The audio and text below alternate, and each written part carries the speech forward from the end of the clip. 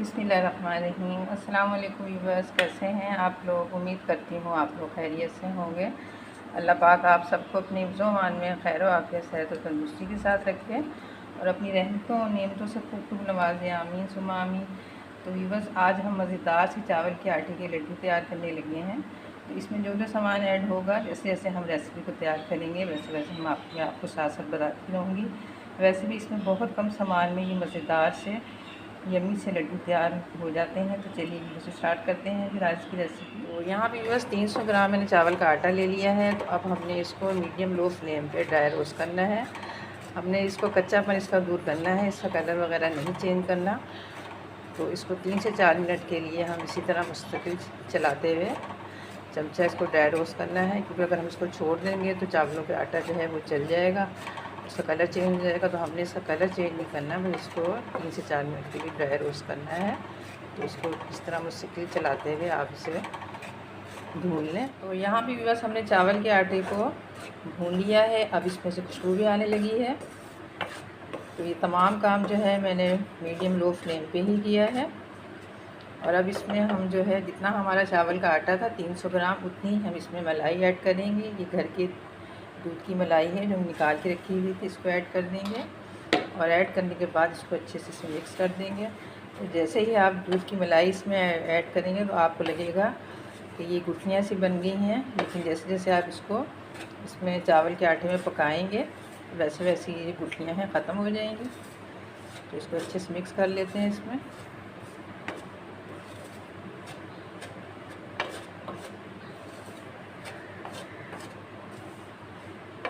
अभी आपको लग रहा होगा इसमें गुठलियाँ बन गई हैं, ये कैसे ख़त्म होंगी, लेकिन जैसे जैसे आप इसको पकाएंगे वैसे वैसे इसकी गुठलियाँ ख़त्म हो जाएंगी। यहाँ पे बस मैंने जो मलाई डाली थी इसको अच्छे से इसमें मिक्स कर दिया है। आप देख सकते हैं इसकी गुठलियाँ काफ़ी हद तक कम हो गई। जब हमने मलाई डाली थी तो थोड़ा गुठली गुठली सा नज़र आ रहा था आपको बैटर, लेकिन अब बिल्कुल सही ठीक हो गया है। हमने इस तरह चम्मच की मदद से इसको अच्छे से मैश कर लिया है। और यहाँ पे बस मैं 1 कप जो है, हाफ़ कप जो है नारियल का बुरादा इसमें ऐड कर रही हूँ। तो हम ये लड्डू बनाने में किसी किस्म का घी या तेल यूज़ नहीं कर रहे, बल्कि जो हमने मलाई डाली है और ये जो नारियल डाला है, इन दोनों चीज़ों में चिकनाई होती है। तो इसलिए हम इसमें किसी किस्म की जो है चिकनाई ऐड नहीं कर रहे हैं। हम नारियल के बुरादे को भी हम इसमें 1 से 2 मिनट के लिए भून लेते हैं। तो यहाँ पे बस नारियल डालने के बाद ही मैंने इसको 1 से 2 मिनट के लिए ड्राई रोस्ट कर लिया है। तो अब हमारा जो मिक्सचर है आप देख सकते हैं कैसा खिला खिला हो गया है। जब हमने इसमें मलाई डाली थी जिसमें आपको गुठलियाँ सी महसूस हो रही थी, लेकिन अब आप देख सकते हैं कि आटा हमारा बिल्कुल सही कंडीशन में आ गया है। अब यहाँ पे हमारा 300 ग्राम आटा था, तो इसमें मैं 150 ग्राम चीनी ऐड कर रही हूँ। ये पिसी हुई चीनी है।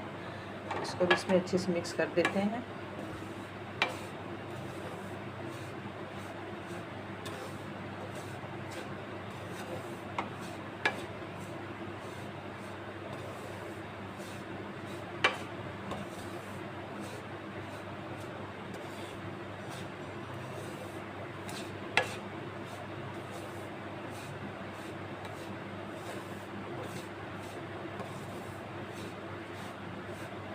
और पूरे वक्त में मेरे जो चूल्हे की फ्लेम है वो मीडियम लो रही है, क्योंकि अगर हम इसको तेज़ आग पे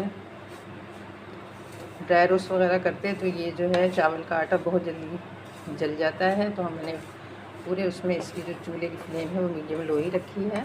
तो चीनी को भी अच्छी तरह से इसमें मेल्ट कर लेते हैं। तो यहाँ पे भी बस चीनी को भी मैंने इसमें अच्छे से मेल्ट कर लिया है।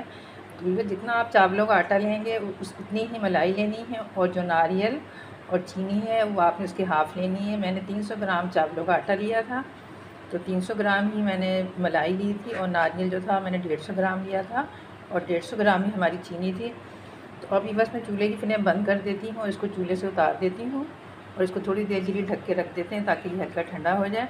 उसके बाद हम इसके लड्डू बनाना स्टार्ट करें। तो यहाँ पर बस हमारा जो लड्डुओं का मिक्सर है वो हल्का ठंडा हो चुका है। इसमें यहाँ पे मैं कुटी हुई इलायची जो है हाफ़ टी स्पून डाल रही हूँ। इलायची डालने के बाद यहाँ पे कुछ कटे हुए ड्राई फ्रूट हैं, जिसमें पिस्ते, बादाम और काजू हैं, ये इसमें शामिल कर देते हैं। और करके तमाम चीज़ों को अच्छे से मिक्स कर देते हैं। तो अभी भी हमारा जो मिक्सचर है वो हल्का ठंडा है, लेकिन हम इसे ठंडे में बनाएंगे तो ये बिल्कुल नहीं बनेंगे। तो आप जब थोड़ा ठंडा कम हो जाए, नीम गर्म हो, उसी में इसको आप बांध लें। तो अब हम जो है इससे लड्डू बना लेते हैं। तमाम ड्राई फ्रूट को मैंने इसमें मिक्स कर दिया है। यहाँ भी अपने हिसाब से जितना बड़ा हमने लड्डू बनाना है उसी हिसाब से हम जो है और ऐसे दबा दबा के इसके लड्डू बना लेंगे।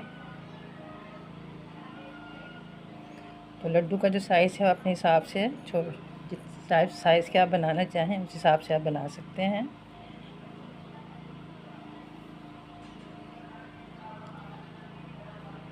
तो ये देखिए बस मैंने एक लड्डू तैयार कर लिया है। इस तरह करके हम बाकी सारे लड्डू जो है तैयार कर लेते हैं। यहाँ पे बस हमने तमाम लड्डू तैयार कर लिए हैं। एक लड्डू मैं आपको तोड़ के दिखाती हूँ कि ये कितने सॉफ्ट हैं ये। तो बस उम्मीद करती हूँ आपको हमारी आज की ये रेसिपी ज़रूर पसंद आई होगी।